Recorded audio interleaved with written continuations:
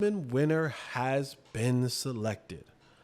And it is Colorado Buffalo Oral World player Travis Hunter.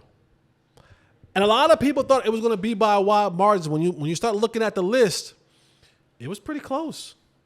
It was pretty close between him and Ashton Jeanty. You know, shout out to Dylan to Dylan Gabriel. Shout out to Cam Ward, because y'all took a free trip. Like, to know, like, they knew. Like, Dylan knew, Cam knew. Like, we just going to New York because they pay for our flights and hotels, and we're going to get a good goodie bag. But y'all know that it wasn't a snowball's chance in the hottest of hells that you were going to win the Heisman situation, the Heisman Trophy. Thank you guys for playing a good sport. You just knew. You just knew that it wasn't going to happen. But Ashton Jeanty and Travis Hunter was a lot closer than what people thought it was going to be. When those votes came out, it was like, what, 40-something votes? It was like 40-something. It was like, I think it was like maybe 30-something votes between the two.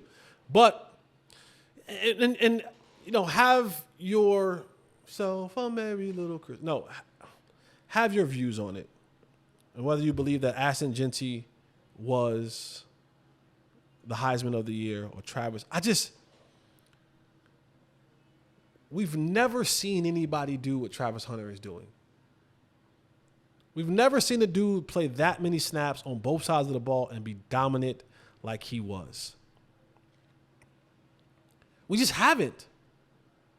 We've seen dudes do what Ashton Jeanty's done. I'm old enough to remember Melvin Gordon. I've been around to remember the talks about Barry Sanders.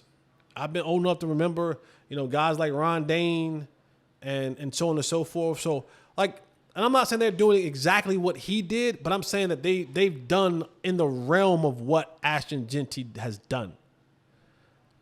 And I think he was given the proper respect, but I didn't see how you could say that the Heisman was for the best player in college football and not give it to. The total points difference was around 200. Okay, so it was around 200 points. It's 200 points. The first, second, and third. Right. Yep. So how many first place, second place, and third place votes they got? It was a 214 point difference between Travis Hunter and Ashton Jeanty. And poor little Tink Tinks in them. Who was second? Dylan was second. So Travis Hunter had 2,231 total points. Behind him was Ashton Jeanty at 2,017 points. And look at the poor little Tink Tinks. Dylan Gabriel had 516 total points, and Cam Ward had 229. That his mama and them voted for him. Cam, your mama and them voted for you, buddy. But what you could have probably put Shador in there. Shador had better numbers than Dylan Gabriel. But Dylan Gabriel was the number one. He was the quarterback for the number one team in the nation. So I get it. I understand it. I get it. I'm glad Shador wasn't in it because I didn't want Shador and Travis to have to kind of split votes. I don't want people to have to split votes between them. But there was nobody that we've ever seen do what Travis Hunter did. And I know that people have their feelings about it, their qualms about it. I thought he was the best college football player in the country. And it wasn't close.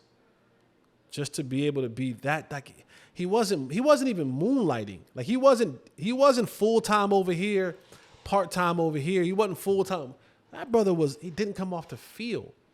Now, I know a lot of y'all will sit there and say, like, oh, you don't want to count snaps. You don't want to count snaps. And I don't like being that guy. Okay? I don't like being that guy.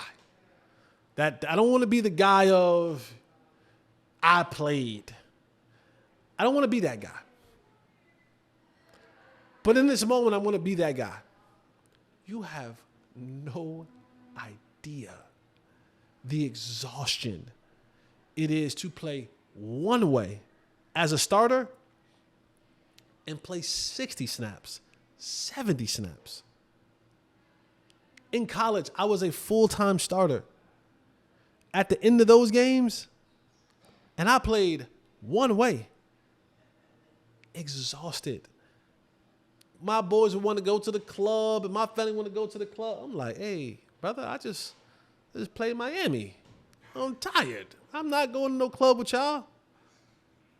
I don't know if I would have been able to even walk off the field if I had to play over 100+ snaps a game. That is insane. I get it. Like, that's a marathon. That is a marathon. And to not only play that many snaps, but to be dominant. To take on, like, oh, go play corner, but listen, we're going to hide you. You're gonna have to cover the third best receiver, and we're going to be in zone, and we're going to hide you. No. He go run all these routes with Shador on offense, and then ball is punted off or kicked off, and he back on the field playing man-to-man coverage against the opposing team's best wide receiver. What? The cardio that it takes to do that. And I'm telling you, there weren't many people roaming this earth in a football realm that was more conditioned than I was in my playing days. I strived off that. Travis Hunter doing 100+ plays and being dominant while doing it. Y'all don't want no, y'all don't quite understand the feat that was. And you'll never understand. You'll never understand because if you're my age and you're watching this, you're never going to play.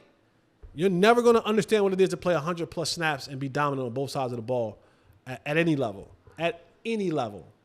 Insane. Heisman Trophy winner, Travis Hunter.